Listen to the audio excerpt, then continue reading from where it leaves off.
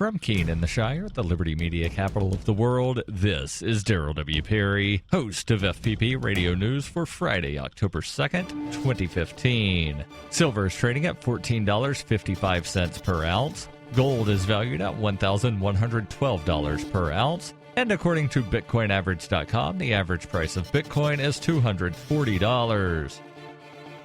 Antiwar.com reports Saudi-led forces on Thursday announced they have captured the Yemeni side of the Bab al-Mandab Strait, saying the move was meant to secure a key route for oil shipments heading to the Red Sea and the Suez Canal in Egypt. The Shiite Houthis have never attacked any shipping vessels around Yemen, however, and the move is likely part of the overall attempt to enforce a harsh naval blockade on Yemen, which is keeping the nation from important basic food and medical supplies. The Houthis have in recent days begun attacking the warships from the Saudi-led coalition, which are enforcing the blockade. The warships have, in addition to stopping food shipments, been used to attack Houthi positions along the coast elsewhere and to support the pro-Saudi fighters. Humanitarian shipments into Yemen have come out of Djibouti across the strait, though since the pro-Saudi forces took over the southern port of Aden, the indication is that the shipments are all but entirely confined to the south, with the Houthi-dominated north receiving comparatively little aid. For over 35 years, Robertson Roberts has been a trusted source for buying and selling your investment-grade precious metals. They also take Bitcoin for precious metal purchases and permanently removed the minimum purchase order for all orders paid in the digital currency. Call Robertson Roberts today for knowledgeable advice on investing and a forward-thinking approach to new technologies. 850-478-5270 or online at rrbi.co.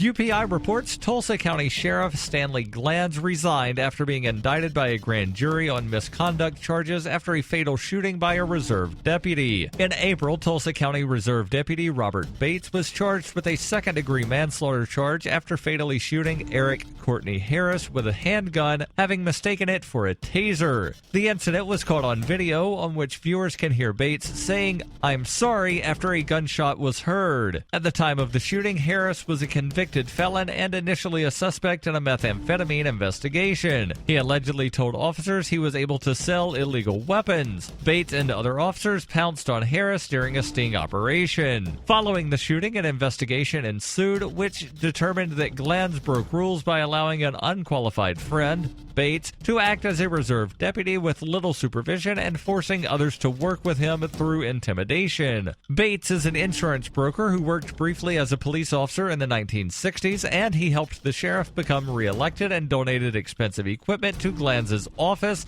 including vehicles. Following a hearing on Wednesday in Tulsa, Glanz's lawyer, Scott Wood, said he would resign and Undersheriff Rick Weigel would take over immediately. The investigation was sparked by a group called We the People Oklahoma, which drew a petition that got over 6,000 signatures during the summer. The goal was to get a grand jury to investigate Bates's case. Glanz said that his actions have brought him criticism both publicly and privately. He added that he takes all the responsibility for his actions and that they were all made in good faith.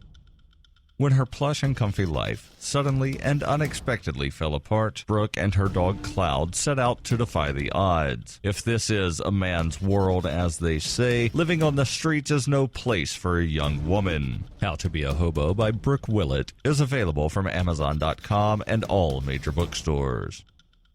Reuters reports the Oklahoma Attorney General on Thursday sought an indefinite stay of 3 executions, including that of Richard Glossop, whose planned execution a day earlier was stopped at the last minute because of a mix-up with lethal injection drugs. Scott Pruitt filed the request with the Oklahoma Court of Criminal Appeals so the state could examine what went wrong with its execution protocols. Legal experts said the court was expected to grant the request. In his filing, Pruitt said the office needed to evaluate what happened on Wednesday when the state received potassium acetate for use in its 3-drug protocol instead of the court-approved potassium chloride. Oklahoma revised its death chamber protocols after a flawed execution last year when medical staff failed to properly place an IV line on Clayton Lockett, who was seen twisting in pain on the death chamber gurney. He died about 45 minutes after the procedure began because of an accumulation of lethal injection chemicals that had built up in his tissue.